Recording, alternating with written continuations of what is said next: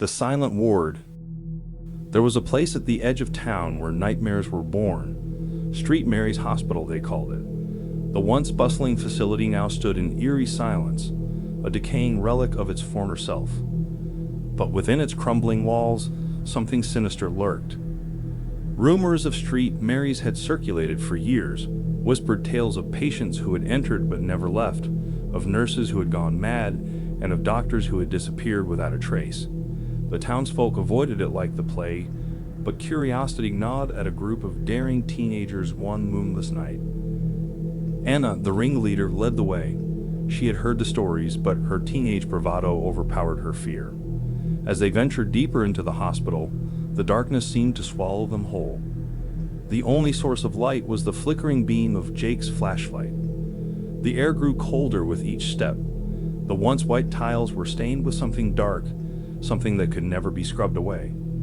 Anna couldn't help but shiver as the group approached the ward that had been sealed off for decades, the infamous Ward 13. They pushed the heavy doors open, and a rush of frigid air greeted them. The room was a chamber of horrors with rusted hospital beds lining the walls, each with leather straps still attached.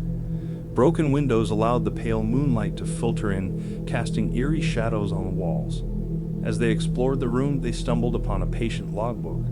The entries were chilling. Names of patients who had been admitted with minor ailments, yet mysteriously vanished from their beds. Anna read aloud the last entry, dated 50 years ago. Subject: Samuel Darnell. Diagnosis: fever. Outcome: unknown. Before they could contemplate the implications of the logbook, a blood-curdling scream echoed through the ward. They spun around to find Jessica, one of their friends, pinned to the wall by invisible hands, her face contorted in agony as she gasped for breath. Panicked, they rushed to help her, but the oppressive force that held her in its grip was beyond their comprehension. It was as if the very walls of Ward 13 had come to life to exact their revenge. In desperation, Anna shouted, "We have to leave this place now." With all their strength, they managed to free Jessica, who collapsed to the floor, gasping for air. As they fled the cursed ward, the hospital seemed to come alive around them. Doors slammed shut, and lights flickered wildly. They raced through the darkened corridors, pursued by unseen entities that whispered incoherent threats. Finally, they burst through the hospital's front doors and into the cold night air, leaving Street Mary's Hospital and its malevolent secrets behind.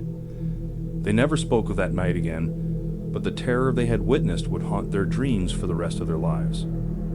Street Mary's Hospital remained a dreaded landmark, a place where the line between the living and the dead blurred. It stood as a chilling reminder that some mysteries were better left unsolved, some places better left unexplored, and some nightmares better left undisturbed.